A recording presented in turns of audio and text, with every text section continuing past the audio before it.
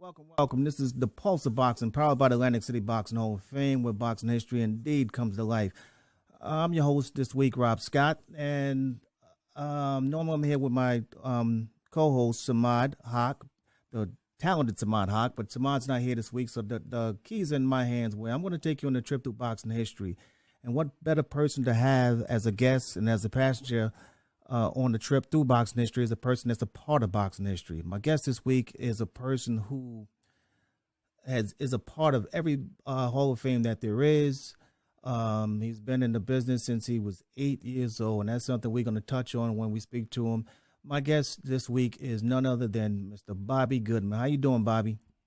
I'm doing great, Rob. It's always good talking to you. And it's always I appreciate you always talking to me. We're going to talk about your whole career, but again, I want to first talk about you started at 8 years old. I mean, that's to me that's an incredible time frame. I mean, there are people that have come and gone. You stayed until you left on your own. And you're still much a part of the game because, like we spoke earlier, and you said that you still get tons of emails, tons of calls because they know who Bobby Goodman is. Tell us how you got started in the sport of boxing. Well, my father was the sports editor of the old Hearst service, which was like UPI and AP. It was called INS. He worked with guys like Damon Runyon and whatnot. But he was a young sports editor, and then eventually they folded. So he took a job doing the publicity for the camp of Marcel Cerdan, who was the French world champion. And he was training at the Evans Hotel up in the Catskill Mountains in Loch Sheldrake, New York. And I just stayed there for most of the summer. And he was so nice, even though we couldn't speak the same language, we communicated so well. He used to have me come run with him in the morning.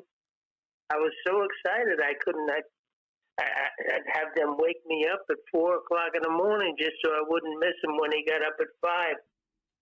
And I'd go out and put my bathing suit on and run with him.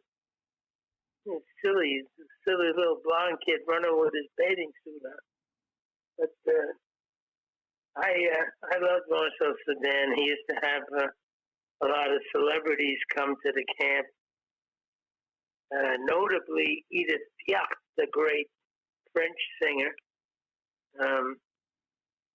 They were pretty tight, and I used to watch Cerdan every day doing his paces, doing his workouts, and he was a guy I just fell in love with, and I got hooked on boxing. And I knew then, when I was 8 years old, that boxing was going to be my life. Never wanted to do anything else. Well, I mean, trust me, I'm very envious of you because of there's a lot of people that would love to live your life in the sense of a boxing standpoint. 8 years old, you, like you said, you started off with Cerdan, but also you've been privileged enough to see and to work with and to hang around with, other greats, Ray Robinson. I was in the camp with Joe Louis and Jersey Joe Walcott and Rocky Graziano. I was in with Tony Zale for a while. And Rocky Marciano and I got pretty close a little later on. He used to be a catcher. So we'd go out by the pool and we'd make imaginary batters up, and I would pitch to him. He'd give me the signal for a curveball or a screwball or whatever. And I'd throw, and he'd yell, "Strike one!" and Steve Reich too. It was a lot of fun. Rocky was a hell of a guy, and I would do that often with him. We get called one day though. Charlie Goldman, the very Runyon-esque trainer, who always had a bowler hat and a cigar hanging out of his mouth, came and saw us pitching to each other up by the pool, and he started screaming. He said, "Bobby Goodman, what the hell are you doing? He's a fighter. He ain't no damn baseball player.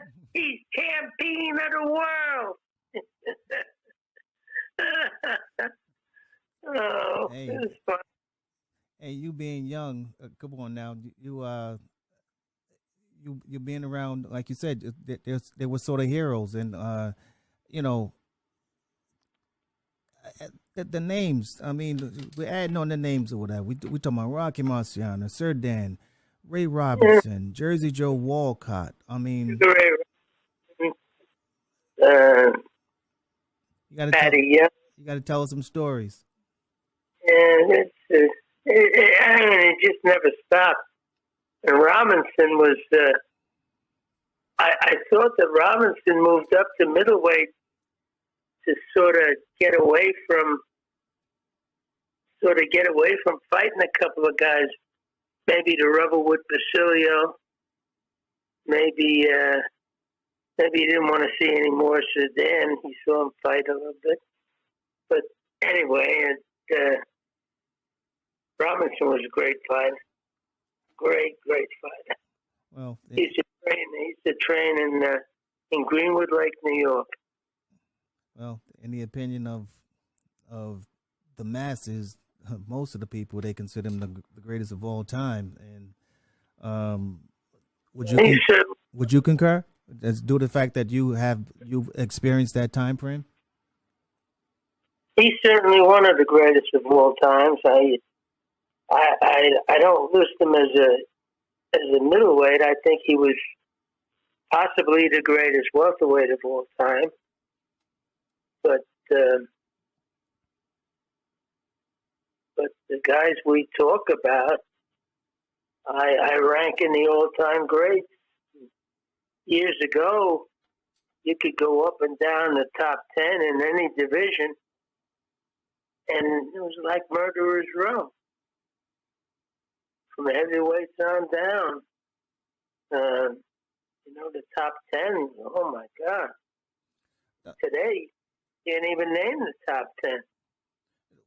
We in one of our past conversations, we spoke about how there are a lot of people who they speak basically from the here and now. They speak from an era in which they came from. So if you've lived through the Mike Tyson era, you know about the Mike Tyson era, and people now who definitely will write down that maybe Manny Pacquiao or Floyd Mayweather is probably the greatest of all time.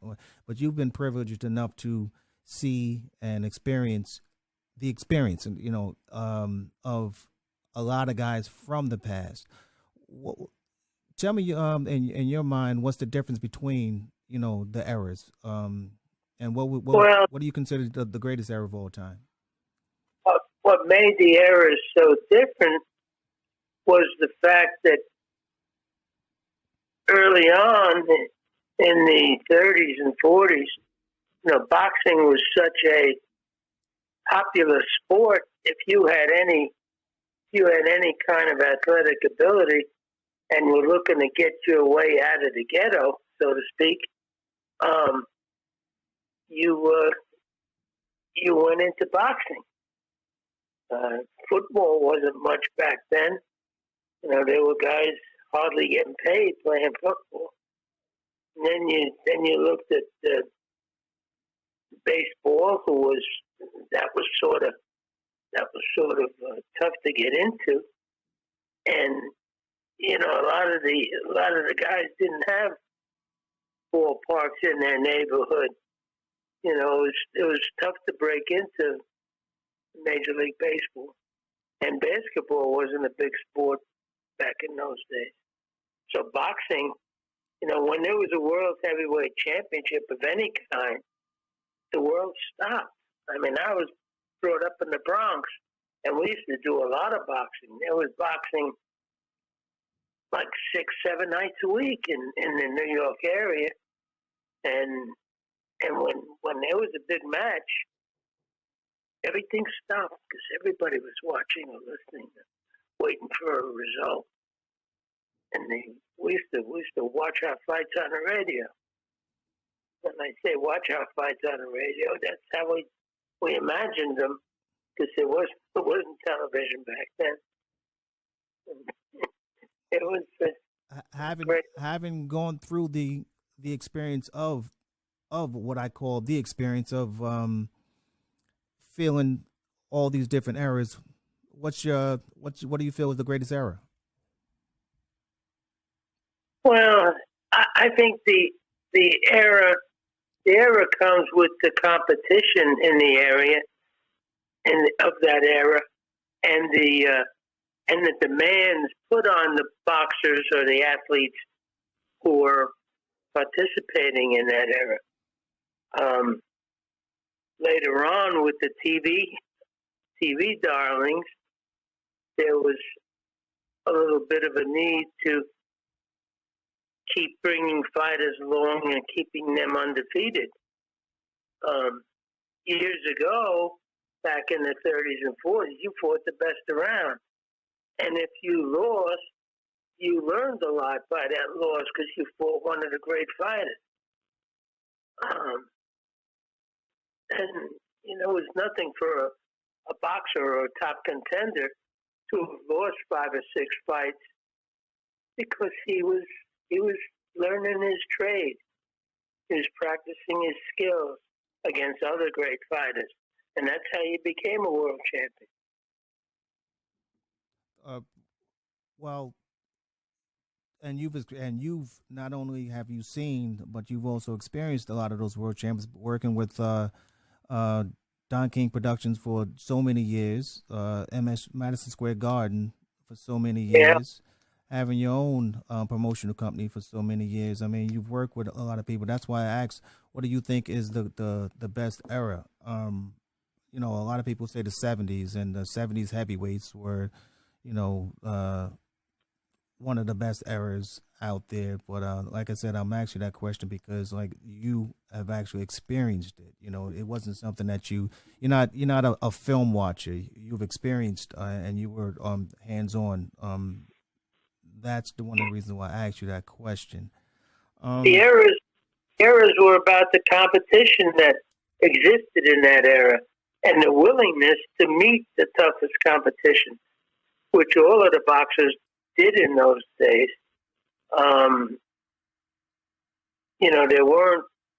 There weren't a lot of private promotional companies.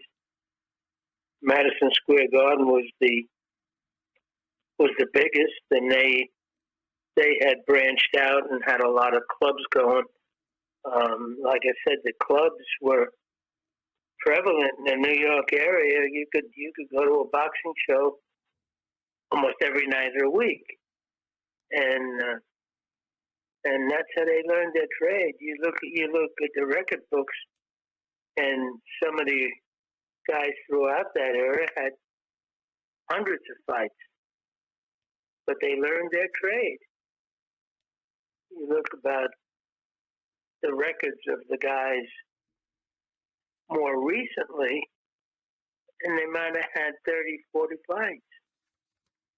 It's pretty hard to learn a trade in 30, 40 fights, especially if they weren't against top competition. Let's back up again. Now, what was your first job in boxing? Learning the trade, and that's all I ever wanted to do. I wanted to become respected and considered a boxing guy. So I learned how to put up the ring, take down the ring, learned how to set up the chairs, learned how to get the fighters ready, learned how to run a show, learned how to time it out, learned how to, especially when TV came in, you had to time it down to the second. And all I ever wanted to do was to be accepted by the true boxing fraternity, which was the guys that I respected as boxing people. You mentioned earlier that you used to put up the ring. I read a story because you were a part of the Ali Foreman Rumble in the Jungle, and I heard that there was a ring mishap there. Tell us about that. Yeah, we had Everlast ship they didn't have any equipment or any rings. They didn't have anything down in Zaire. So Everlast put a shipment on a plane and sent me down to Zaire to set up the gym, which we made in a big auditorium out at Enselli. I think it was called Enselli. It was like a Camp David on the Zaire River, a.k.a. Congo. And we set up the bag stands and the heavy bag stands and the ring and the mirrors and all of the things necessary for a good gym. And then we had to get the ring ready for the fight. Well, what we explained to them when they shipped it down, since it was going to be in an outdoor stadium, and it was very hot and very humid. And the ropes, which are new ropes, would, if you tighten them up, they would tend to stretch out. So we went over to look at the ring, and we told them not to tighten up the ropes. And don't put the padding down on the ring until right before the fight. The padding was a sponge composite, and it was going to be like mush if you left it out there. And sure enough, we came, Angelo and I came later on that afternoon, and we, this Angelo Dundee and I, and the canvas was already down, and the ring ropes were tight, so they were stretching out. So we had to right away adjust the ropes, so we'd take up a little slack because you'd never be able to tighten the ropes again.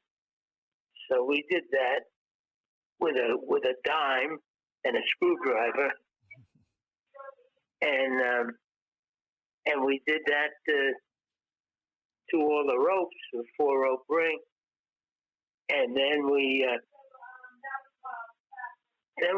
didn't have a solution because the padding had been out there with the canvas too long, and it had gotten soft. So I think, and we had told the fighters that the ring was a little soft, and that night, in the first round, the very first round, Ali came out dancing and moving and sticking. And all of a sudden, he realized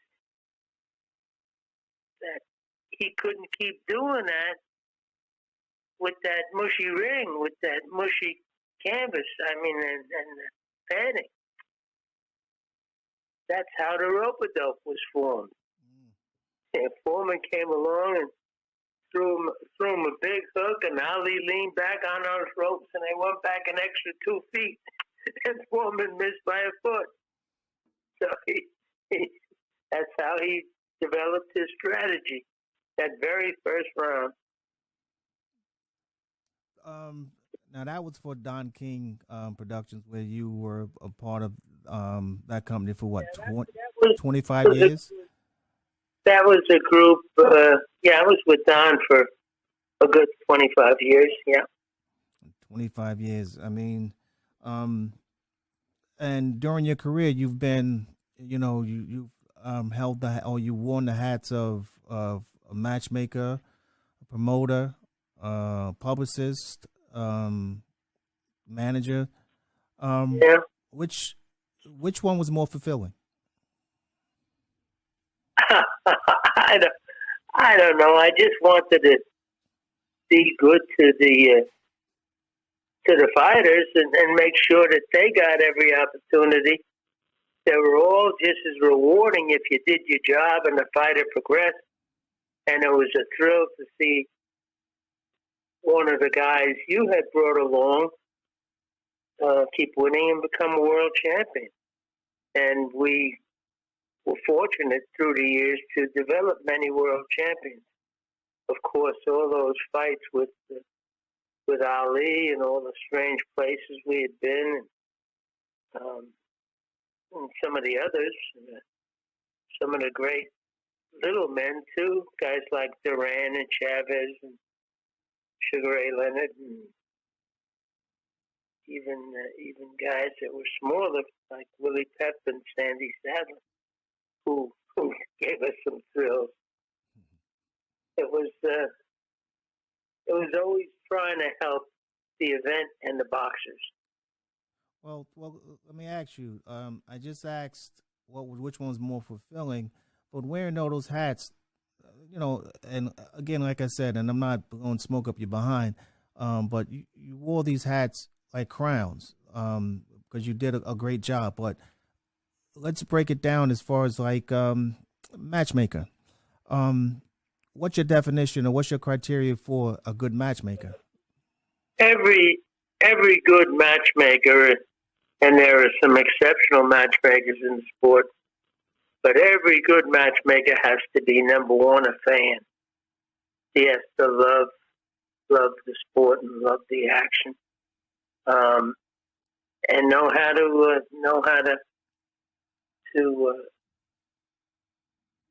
look at the guys and know what his fighter needed. If he was bringing a boxer along, or he was in charge of developing a young professional, he would try to throw different styles at him without putting him in any early jeopardy. And later on, he could loosen it up. Nobody wanted to fight southpaws because they were tough to fight. So every once in a while, you'd put him in with a southpaw. I remember some fighters saying, "Hey, Mr. Goodman, why I got to fight that guy? He's a southpaw." I said, "Yeah, and the number 2 contender's a southpaw, and the world champion's a southpaw too. So you better learn how to fight him now." That was all going into the preparation of your boxer. Now, what's your criteria for a good or great promoter? Well, the promoter's got all the pieces together. He's got to combine all the revenue streams, try and maximize all those streams so that the successful promotion can be one that makes money for everyone. And the popularity of sport depends on his ability to promote the event as well. It was some promoters have lasted for quite some time. You take a look at a Bob Arum at Top Rank and a couple of the others. They've been around a long time doing it. I remember when Arum first came in as a tax attorney for Muhammad Ali, and he became infatuated with the sport. he eventually gave up his law practice to become a full-time guy. Turns out it wasn't necessarily a bad idea on his part. Turns out to be one of the greatest promoters ever.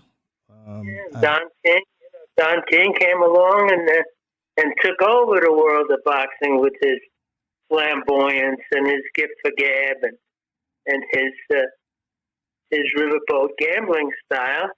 He promoted some of the biggest fights in history, and then changed the face of boxing. He took it around the world.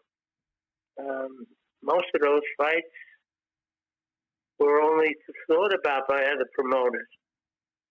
They thought we were crazy taking a fight down to Africa, But we did it. One thing about King's cards, and you were a part of this. One thing about those cards. Let's take Atlantic City fights. There's been so many times that fans come to see the main event, and so it's like you would think if you didn't know about the ticket sales, you would think that it wasn't a sellout because around 9 o'clock, 10 o'clock, there was still empty seats, but they fill up quickly come around the main event time. With Don King's cards, he used to have fights that start in the afternoon, and well, what happened was we we had a lot of fighters. We had a lot of boxers, a lot of good boxers, and we had a lot of world champions. They had to stay busy. They had to fight. The way we did it was to gang them up on some of these bigger cards, because Don didn't do a lot of club shows. Some of the other promoters had regular club shows, and they could keep their guys busy in some way. We'd have a big card and maybe have 5 world championship fights on the card, which was unheard of. Nobody did that. Who's doing that? That's crazy. Exactly. I mean, and that's one thing that definitely stood out with me, because I've been a part of quite a few boxing shows myself, but I've never been a part. Well, I can't say that. For the most part, I've been a part of many boxing shows, but I haven't been a part of shows that basically start, like I said, in the afternoon. And that's something that we would start the show quite early. I mean, it was the main event time, maybe come at 10 o'clock at night, and then they'd be boxing at 3 o'clock in the afternoon. Incredible. It was something. It was something. And we established homes in many different locations. Of course, in Vegas, we had a almost full-time home at Caesar's Palace, and then it moved over to the Hilton and some other properties. It was moving all over the country. We had to split up our crew, because with the networks as well, there were some weeks we had 3 championship shows from 3 different cities on 3 different networks on the same weekend. So we had to split the crew up. Okay, Duke Durden, I refer to it. Duke, you go here to Buffalo. I'm going to go to Kentucky, and Joe, you take the guys down to Florida. That was the way we would do it. We'd have to make do. Most promoters didn't have that luxury of not only having so many world champions, but having big enough staff to break them all up that way. Well, I know, forget COVID and forget because COVID definitely put boxing on the respirator. But even before COVID, when we talk about the cards that, like I said, Don King used to throw, and you've been, like I said, you've been a part of those cards. Even before COVID, boxing has been taking a hit, basically. What do you think has been the Achilles heel of boxing, modern day boxing? Well, the Achilles heel of boxing is the fact that the other sports have come along and gained so much popularity, such as NFL football and NBA basketball and other sports that take away from boxing. It's just too hard to fill the void. And if you were a good athlete and you wanted a way to make a living, it might be a little bit easier for you to try and become a second baseman than to get hit by Rocky Marciano for 10 rounds. Well, it's funny because in recent weeks and months, internet, internet fighters and exhibitions have taken, center stage over mainstream boxing. And I remember when Floyd fought not too long ago, and people were saying, fights like that are the things that are destroying boxing. But, from my vantage point, I feel like that's not what's destroying boxing. I think that good fights aren't being made. That's what's destroying boxing, because I think like if you give them good fights, a good fight, like you and I have spoken about this before, a good fight, even though other sports are great sports, but a great fight, there's nothing like it. But where are the great fights? Well, you'll see, Rob, that the great fights are fewer and lesser in between because of the amount of money and television dollars it takes to produce these events.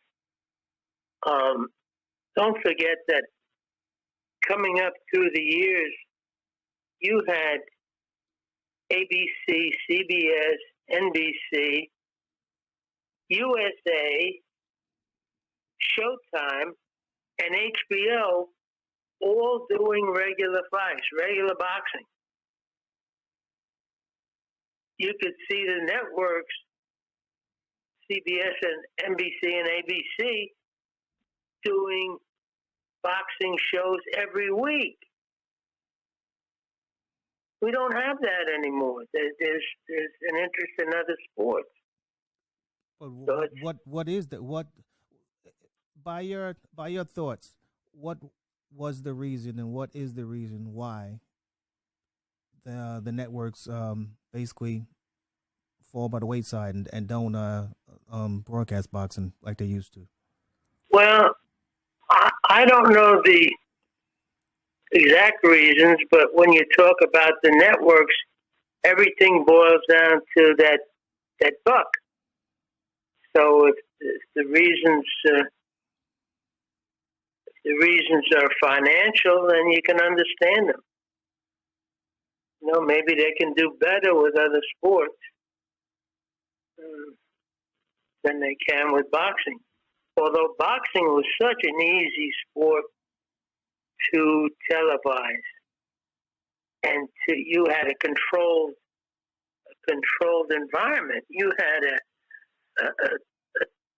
20 by 20 foot square in the middle of the arena that you can put different cameras on, even fly a camera up overhead, and that was it.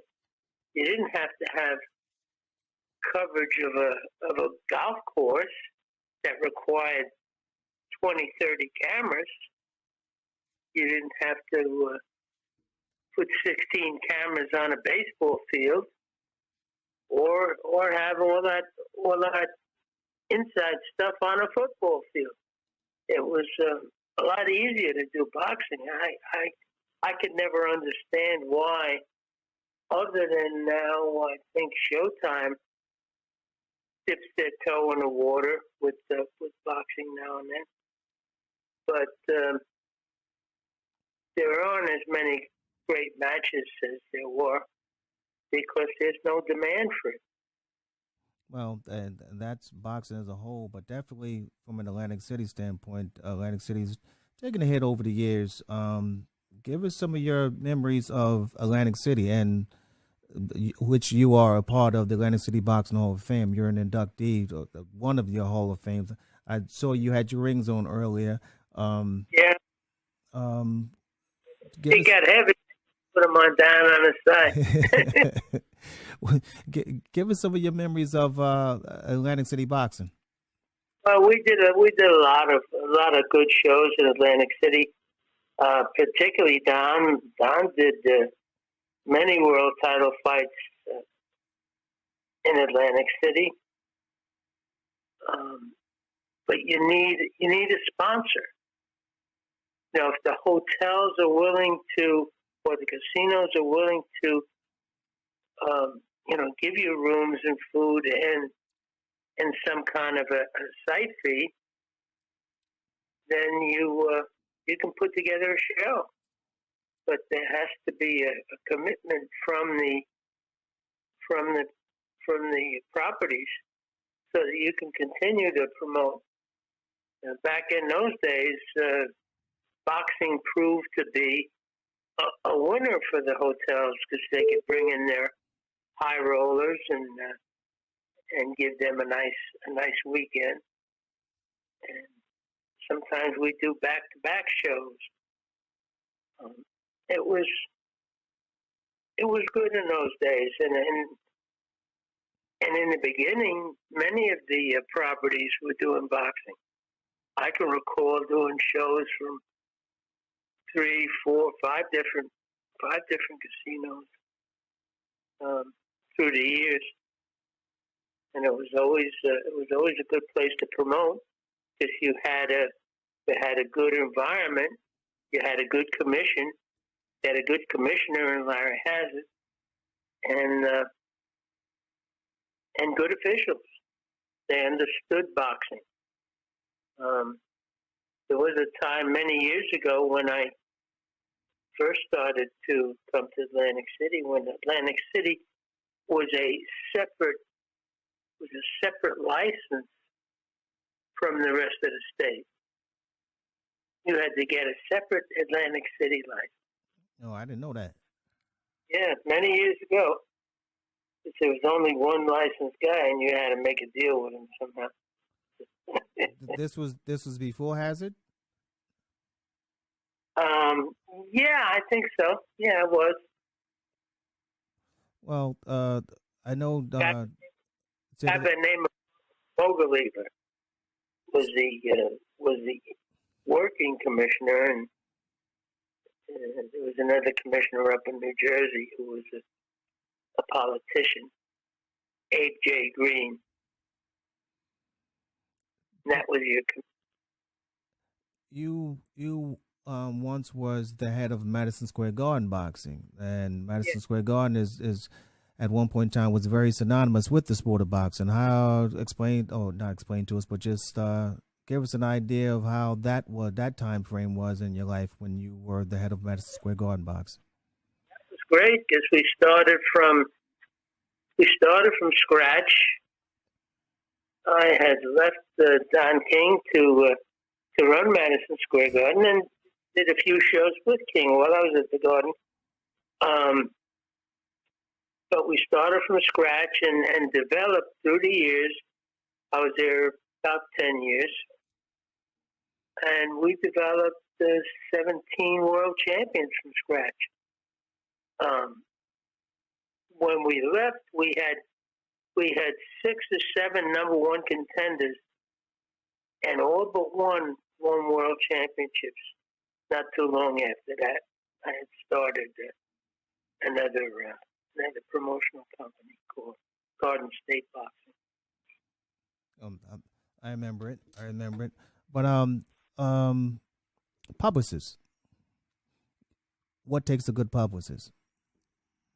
What takes a good publicist is to get your client out there, get your client's name out in the media, in print, and on the screen, and and not yourself, but to come up with innovative new ways to promote your product.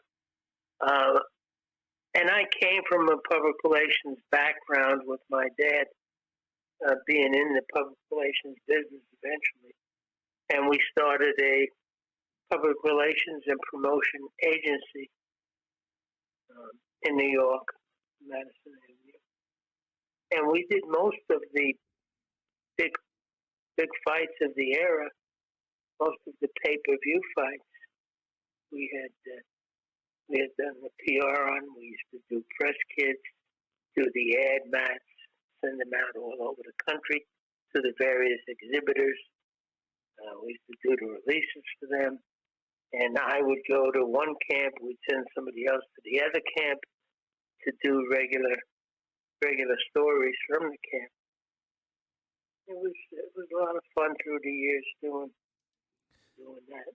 And I got to meet and become very friendly and very close with many of the boxers and boxing people. I developed real close friendships with many of them. I still talk to a lot of them, such as Buddy McGirt and Tom Boom Boom Johnson and some of the others. I used to see Bob Foster as regularly as I could from Albuquerque, New Mexico. He was one of my champions, the early champions.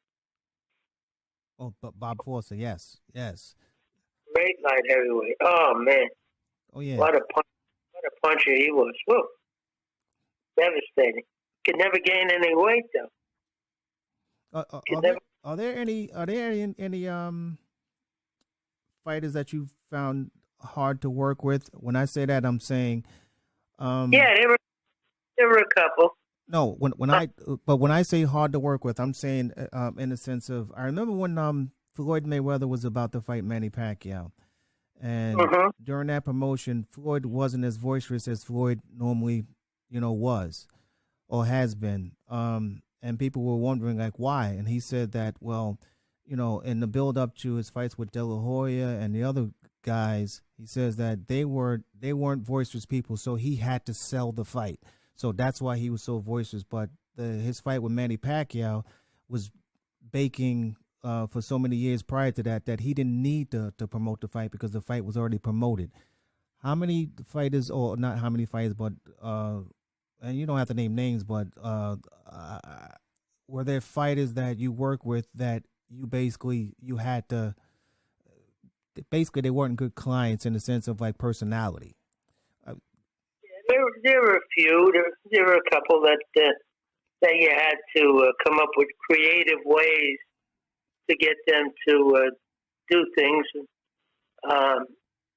At one point, before he won the title, George Foreman was tough. And once he won, I was in his camp. Matter of fact, that was a strange thing, because at the start of that camp, I was in camp with Joe Frazier. That was Foreman and Frazier in Jamaica. Mm. And at the start of that camp, they had sent me to Joe Frazier's camp to work with Joe. And about a week or two in, the promoter called me and said, "Hey Bob, I got news. You're gonna have to switch and go out to do the PR with Foreman in California. He's being difficult, and you can handle him better than the current guy." Well, okay, but give me time to explain it to Joe. So I went in, I told Joe the situation, and Joe said, "Oh man, that's all right. I understand. You got to do what you got to do. Go ahead. Good luck, man." Well, then when we got to California, Dick Sadler, who was George's manager picked me up at the airport, and I said, Dick, first thing I want to do, I'd like to talk to George with you here. Can we get him on the phone? And he said, yeah. I got George on the phone. I said, George, Bob Goodman. He said, oh, yeah, I heard you were coming. I said, yeah, I'm coming. I just wanted to get our rules straight. I said, I didn't come out here to be a pest. I didn't come out here to bother you. I'm trying to make this event work. I said, now let's set up some basic do's and don'ts. I said, I don't want to interfere with your workouts. Tell me what time you're going to work out. And after your workout, immediately following your workout, you'll sit down with the press for an allotted period of time to talk about the workout. And we'll do that on a regular basis. And once or twice a week, we'll do a little get-together with the media to give them an update. And, of course, you let your press in to see the workouts. I said, okay, that sounds fair. And I said, if we have any phoners to do anything on the phone that I set up for you, I'll get it pre-approved with you first before I set it up. Okay, that sounds fair. And we did. We stuck to it. And I thought it was great. And he knocked out Joe. And I walked into the press conference in the dressing room after the fight, and poor old Red Smith, who was at the time about 80-some-odd years old, and I was trying to ask George a question, and George said, well, you shut up. I'm the king now. I'm the champ. I'll tell you when you can ask a question. And I said, oh, my God. We created a monster. And George turned it all around. He became a nice guy, one of the nicest guys and most congenial guys boxing's ever known. So I was surprised and happy that George did that. Well, the way you described George, the George of old, he's definitely wasn't Ali in the sense of promoting the fight, because Ali was a very boisterous person. So Ali was night and day. Ali was fabulous. I spent many years with Ali. Probably more Ali fights than any other heavyweight champion I worked with. Going into there, like you saw what George did to Joe.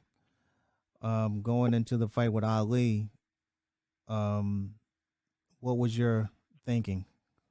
Well, nobody was giving Ali much of a shot. We were down in Zaire for about 3 months, and then the cut happened. George's cut, and they sent me back to get more equipment and more things. We were running out of stuff. So I went for 3 or 4 days and came back with all this stuff. I had a list from everybody. Bring me this, bring me that. It was that was tough, the long haul, and then have to wait another period of time. And I think that the cut created something for Ali that few people thought about. Ali had tender hands for quite some time, so he wasn't knocking a whole lot of people out, because he was sticking pretty much to the jab and stick and move. And he used to live, when he was a kid, when he was a young guy, he used to live on that heavy bag. And we had the heavy bag set up, but he didn't work it too much. So when the fight was postponed, he came over to Dundee, and he said, "Hey, Ange, you know, my hands are starting to feel pretty good. I think maybe I can bang that heavy bag a little bit." So Angelo said, "Okay, go ahead, but don't hurt your hands. If it hurts, stop." And boy, he tore up that heavy bag, so he got confidence again in his punching power. And that was a big story in that fight. That was unbelievable. Zaire.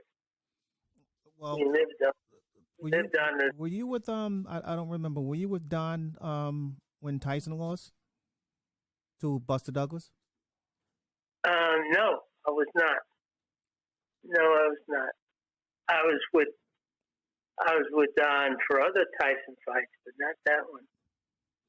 Oh. Not that. In your mind, which one shocked you more? Ali and Foreman, or Douglas and Mike Tyson? I think the Douglas Tyson fight shocked me more because I was in camp with Ali and I knew the way he was training as opposed to George. Ali was staying at Inseli. We had on the Zaire River, aka Congo. It was so black out there. It was a military base. And you could hear the hyacinth heads rubbing together at night. It was eerie. But we stayed out there for months. And we'd go eat in the dining room sometimes. But most of the time, we could cook stuff in every one of us, Dundee, and of course Ali, myself, and the other trainers shared one. We had villas right on the river, not beautiful villas, and they supplied us with all the necessary evils, the pots, the pans, the booze. They had given us some Mercedes cars with drivers, so we were okay, except for being out in the Zaire River with nothing to do. But we made it work. We got together. We played cards for matchsticks and things like that. It was something, but it was a long haul, and Ali was the one that survived it best. He used it to his advantage. He used that time. He made time his friend. And just an amazing guy. Oh yeah. I mean, the popularity. I think Ali goes down as probably the most. I was talking to someone before we were talking about this. From my vantage point, I think that Ali's will go down as the most audio taped, videotaped, written about athlete, or probably even person in history. I mean, because he's Muhammad Ali, man. He's transcended. Ali Boumaier. What was I going to say? He was, he's such a people person. I mean, we would come to New York or something to do a series of interviews, the Today Show, this show, that show. And they give us a limo to take us around to the various shows. And Ali used to say, "Stop the car." Say, "Come on with me." And he'd start walking. Because he knew he'd draw a crowd. Within 4 or 5 minutes, there might be 1,000 people around him, cheering him, trying to jump up on him. No matter where he went, he used to do the same thing. He loved to see the people. Well, Well, and like you said, especially early George was that way in his later the later George. I mean, Oh, the later George was fabulous. He was a people person. He was smart. He was funny. He was witty. And even today, George is exceptional. now, do you think it's sort of like they said that after Canelo fought Mayweather, it made Canelo a better fighter. Do you think that the layoff and also just watching Ali and do you think that that when George came back, that George basically, you know, had a game plan? I, I I think he bought into. I think he bought into the notion or the publicity that he was going to hurt Ali, and there were a lot of people who were seriously worried about Ali's health in that fight. And George had proved to be such a strong man and hit so hard, and the job he had done on Frazier was amazing. So it was just a general consensus. You couldn't find many of the press people who were picking Ali to win the fight. But in the camp, you knew the spirit of Ali. You knew how he was training. You knew that he had something special in his veins. He had something special in his head. He was excited by the whole thing, and he trained accordingly. Well, when I was just talking about George, I was speaking more along the lines of his comeback. When his comeback, like we just said, he was a totally different person. That could come from maturity, but also, do you think that he became a smarter person in the sense of knowing how to sell himself the second time around as opposed to the first time around? George was always a smart person. George was never a dummy. He always knew where he stood.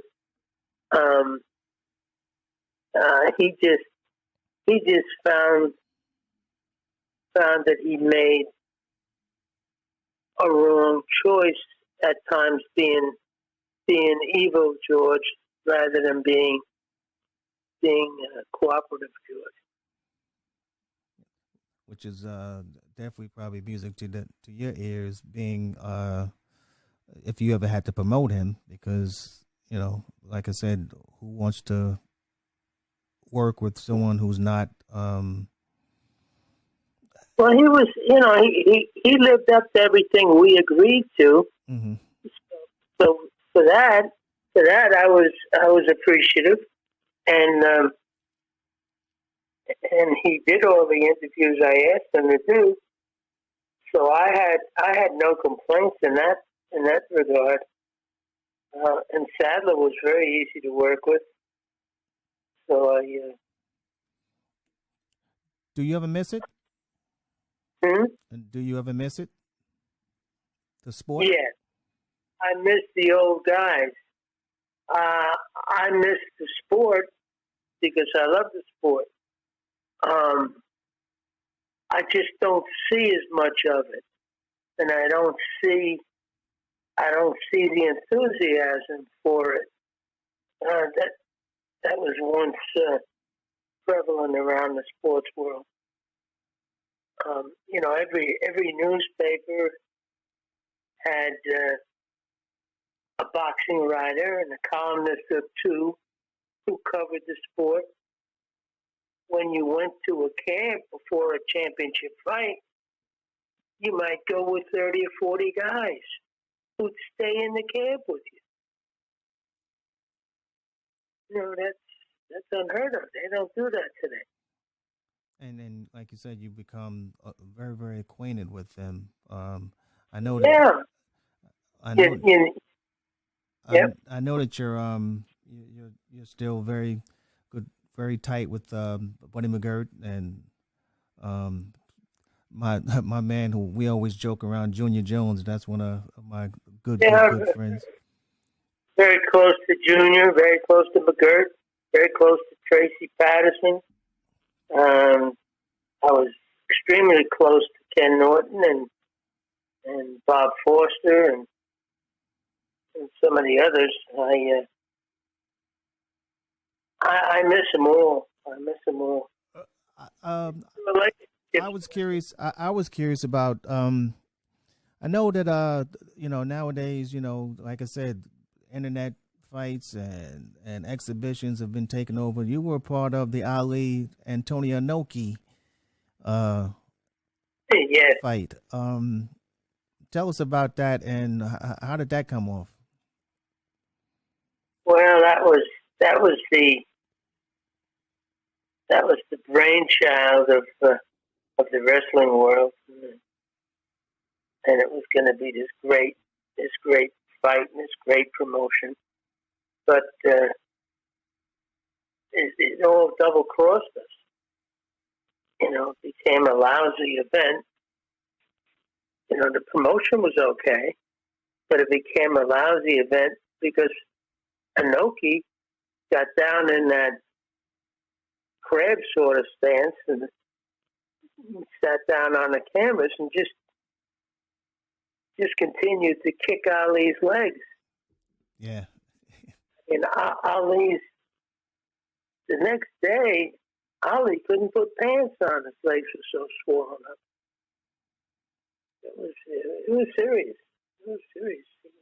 He might never have been the same. I was just about to ask, do you think that things like that took its toll on him? Because, Ali was, did the shuffle. Ali was very, very fleet-footed, if you will. But later on, I think it took a toll. I mean, it's a lot of beating on them legs. And Inoki was a strong guy. Do you think he would have, in hindsight, do you think that him, and for that matter, you guys, do you think that you would have done it again? No. No, I think it was the stupidest thing we ever did.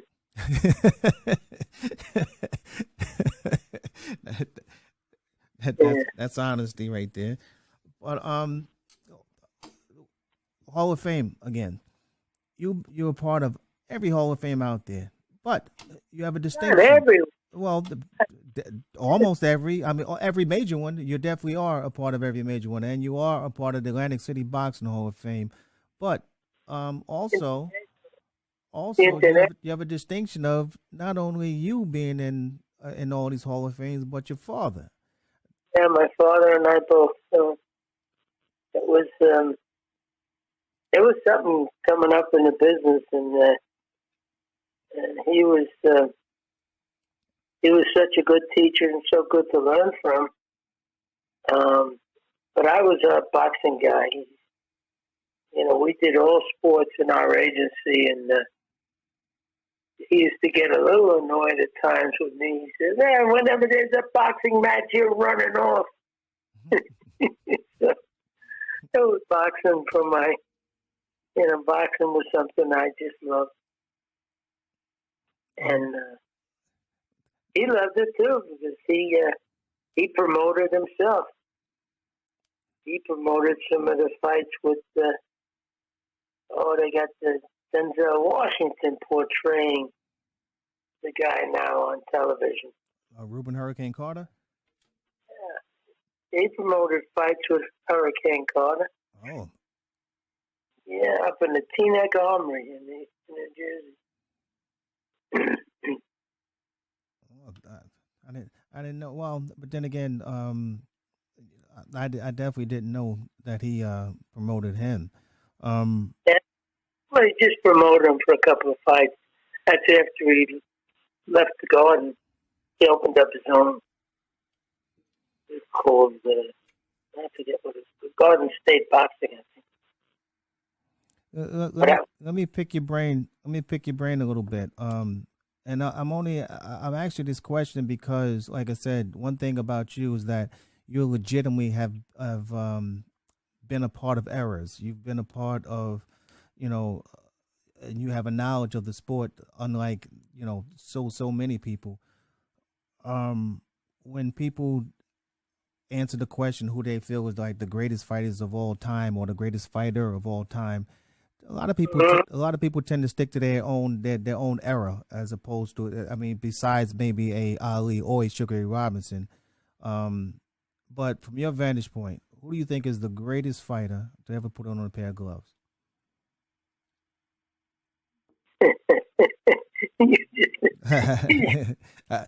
I gotta. I'm just, and I know you. I know that's a hard question because you've worked with these people and you've seen so much. But at the same time, you have to have a from your heart. It's a hard question because it's impossible to answer. Because there were different eras, because there were different guys in different eras and different styles. I was always a big Joe Louis fan and Sugar Ray Robinson fan. But do I think Joe Louis would have destroyed some of the big heavyweights? Probably not. But see, and that's one thing that I definitely want in one of our other conversations that we touched on it before, and now we can touch on it again. You will have people that will say that Joe Louis is probably second to Ali as far as the greatest heavyweight of all time, but Joe Louis was not necessarily a big guy. And no, Joe was at most, about 210 pounds, 212. Something like that.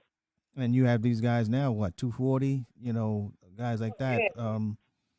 Guys are going 6'5", 240, 245. They're big guys. They're big guys. But I remember going on a world tour with Jimmy Braddock. This was before the Forster fight with Ali, because we were promoting how a light heavyweight would fight a heavyweight, a light heavyweight champ could do with a heavyweight. And Jimmy Braddock used to tell me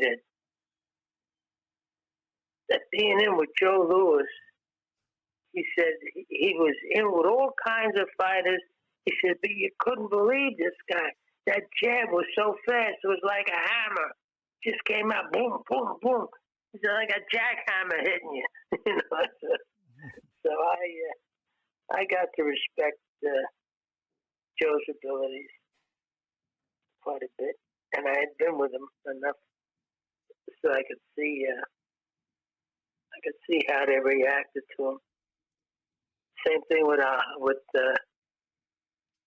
Rocky Marciano. I remember being up there watching a training session, and there's this big guy, and after a round, they called time, and that was the end of the round. And the guy started climbing out of the ring, taking his headgear off. And the guy said, hey, where you going? Where you going? Charlie Goldman was crying out, where you going? We're going to have 2 more rounds.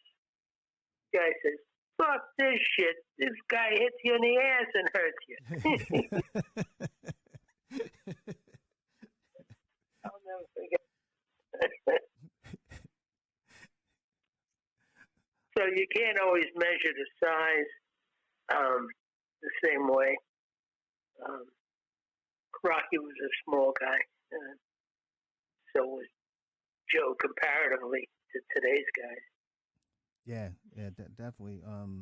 But you still have, but people are still so down on like modern day heavyweights, especially like a few years back where the heavyweight division, in the average person's eyes, they were not necessarily satisfied with the heavyweight division at all. Well, you think about it, and you name me the top 10 heavyweights, or just period. Heavyweights. You're in the sport. Who's the top 10 heavyweights? You mean today? Yeah. Yeah. Your guess is as good as mine as far as top 10. I mean, The only ones We that. we used to know every division. Mm-hmm. Know every division, including from Willie Pep on down. Oh yeah, but see nowadays, you have your Anthony Joshua's, you have your Deontay Wilders, and you have your Tyson Furies, and they're the ones who are dominating the Yeah, headlines. you have them. I don't have them. You have them. Well, we have them. Uh, they they they're You. they're dominating the headlines now, but they're not. You know, besides that, no one else's names is like really really shining. I pick up the New York Times almost every day.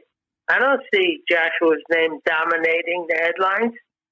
Well, the little headlines, boxing's not dominating the headlines, let alone the heavyweights. Oh, let him, Joshua. He's lucky if he makes it in the paper. Joshua. Well, No, he's all right. Joshua's all right. yeah, these are decent heavyweight. I actually Okay. I actually Thanks. I said, met him once. yeah, he's a decent guy. I actually was a part of his fight when he lost to Andy Ruiz, and it was a hell of a night. They're better guys fighters. Say it again. They're better guys than they are fighters. Yeah, oh yeah. I mean, there's in comparison to yesteryear, I think that's just the common consensus, and it's not a wrong common consensus that fighters of the day is not like fighters of yesteryear. Because like we spoke before about how it's like it's like hunger, and it's like fighters nowadays or people nowadays aren't hungry to be or hungry enough to be great fighters. They're sort of in their own world, and then they're not active enough to really progress in their trade and learn all the ropes. Yeah, for what's around, Joshua might be a good guy. Joshua probably one of the better heavyweights today. Well, not even Joshua. Just in general, I think just boxing fighters, especially like PBC fighters, they make a decent buck, but they haven't. Put it this way, how can I say it? And yesteryear, in order to make the money that even some of the low tier PBC guys are making, in yesteryear you had to really really fight, and I think that's also playing a part as to why fighters aren't as hungry as they used to be, because they're in negotiation mode. They want to say that they're the A side fighter. I remember who was it? Well, back in those days, you had to fight for your very existence. Well, nowadays they throw the best. You know where they throw their best punch? On the internet. I mean, and that's not to really really defecate on them, but that's where they throw their best punch. I mean, there was a couple of fighters who were balking as to who was the A side fighter. Well, I'm the A side fighter because I got 1 million followers, and it's like, so that makes you the A side fighter because you got 1 million followers. That kind of like dumbfounded me when I heard that, but it makes it definitely plays a part as to why boxing is not what it used to be, but. I still always say that I feel like boxing is like old money, where I don't feel the boxing will ever die. I think that given I think you're right, and I'm praying that you're right, that boxing will never die, and boxing is like old money. But it's the purest form of sport, man against man with his two fists in God. How much better can you get than that? That's for sure. That's for sure. I don't want to hold you up, Bobby. And you and I, we're gonna cut it up soon again. Yes, mate. Nice having this little chat. But and we're gonna have more. I want to I'll give you a call real soon. I want tell your daughter I said thank you, thank you, thank you. I appreciate her. You know. It did it work good. I'm glad I had a nice speakerphone. Oh no, it's good. You know, it's funny. Conversation I had with your daughter, and she was saying that growing up, she basically, you guys were around people, like Ali and stuff like that, but she didn't realize it until she got older. The the the true popularity of who she was hanging around. They were just kids. When we go to camp, they would go play with Ali's kids or whoever's kids they were. Well, but my point is, since you've been around the sport since 8 years old, around what age did you realize that you were around big wigs, if you will? Well, because of great people that you were around great people. That's what I'm talking about. Because of my great interest in the sport, and I was interested in everything they did, and I wanted to know why they did it. And even when they were setting up the ring, I wanted to see under the ring how did they put that together. And there were very few guys or very few promoters that go around setting up their own ring and setting up their own chairs and selling the tickets. And we used to do all that. We used to do it from scratch, from A to Z, And you had to really get to learn and know the sport inside out. That's why I said I wanted to. That was my aim. My goal was to become accepted as a quote boxing guy, unquote. That was the real title. Yeah, he's a boxing guy. That was the real badge of courage, Well, and you definitely are. You're bigger than boxing, to me, Bobby. Just remember that. You know that. And very fond of you. Crazy love for you. And I want you to definitely take care of yourself. Definitely this time of COVID, I want you and your family to take care of yourselves. And we're going to talk real soon. I'll call you within the week, all right, so we can chop it up. Thanks, Rob. Okay, my man. All righty? Yep. Thank you, Bobby. I appreciate you, man.